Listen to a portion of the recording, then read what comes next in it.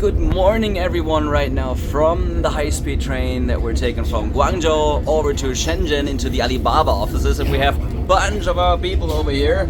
We have Chuck, we have Lokesh back there, we have Greg back there, and we're also having a little peasant here. The main one. Vincenzo. The original. E-com-C is in here, and we are sharing a little bit about, one's coming from China, but what we see a lot is that so many Americans are coming over to the European marketplace, right? Yeah.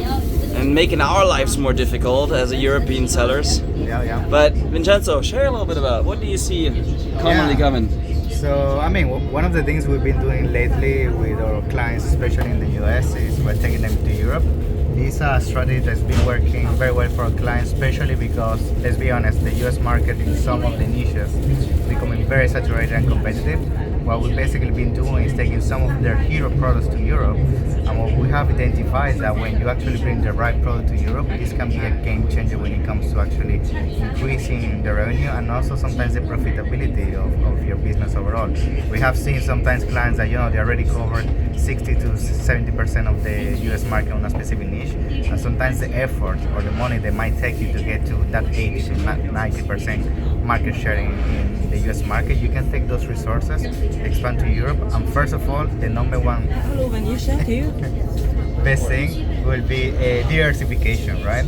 So one thing that people struggle a lot when it comes to the US is that they have all their eggs in the same basket, right? Especially when you're relied on the same market. So what we're doing with Europe is like by opening many more doors when it comes to how people can find your product, you have less risk. Why? Because now your product is also, let's say, in Spain, in Italy, in France, in the UK. An easy start could be, you have everything in English, so you start in the UK directly without even doing any translations. Of course, yeah. So one of the things we usually do for most of our American clients, we use UK as the basically starting point.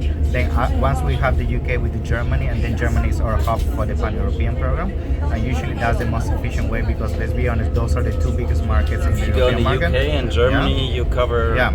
But one advice though I want to also mention on this video is that make sure that demand is there. Another mistake I see a ton of people doing is that they just assume that because you're doing millions in the US, you're going to do the same in Europe. Very US patriotic products and veteran products, they may not work in Germany as well.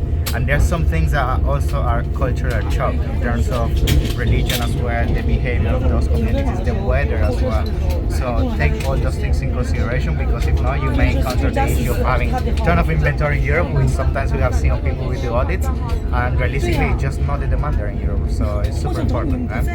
What can you see usually from the percentage of, of course it depends on the product, depends on the category, but as an additional percentage that you could have from selling in Europe, what kind of growth have you seen? So usually if you do things correctly, going from the US to Europe, usually within 1 to 2 years, you should be hitting realistically, if the demand is there again. That's the most important thing.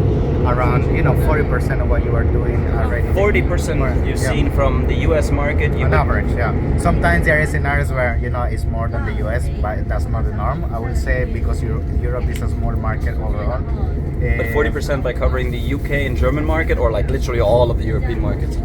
So 40% I would say usually taking the main ones into play, like I'm talking about UK, Germany, and maybe France. However, if we're talking the whole European market, it's realistic that within 2 years time frame, like if you do things correctly. Because I say 2 years because let's be honest, you need to build the organic ranking, you need to build the presence. So usually it takes time to mature, but within 2 years it's realistic to start hitting similar numbers. I wouldn't say all the time you're gonna surpass the US numbers because let's be honest, some of these European markets are smaller and they're still growing. But it's all about the early move advantage. Like we have clients that they started for, let's say in Germany 3-4 years ago when it wasn't as big as it is now.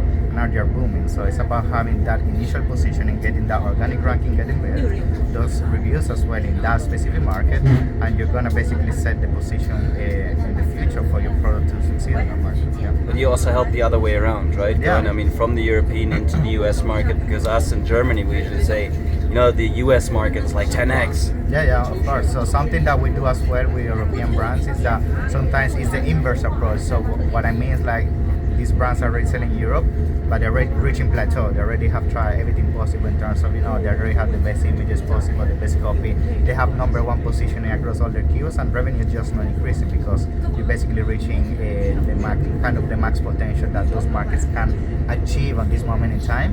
And when you're achieving that level of maturity, like the next step is to go international. And US, of course, if the demand is there, is definitely the way to go for sure, 100%. Yeah. Where to find more? On his head. There it is. There. E-com-C. Here he is, Vincenzo Toscano, our little peasant. It's a running gag that we have all over. He's the master here. I'm the peasant. Well, no, not that far. But best regards right now from the high-speed train over to Shenzhen, and we're gonna. Very fast, as you guys can see. We're probably 300 kilometers. No, I think we're not there yet, but we'll once we get outside the city, it's gonna be a bit faster. Yeah. And we'll show some more from the Alibaba offices in Shenzhen very soon. Talk soon. Guys.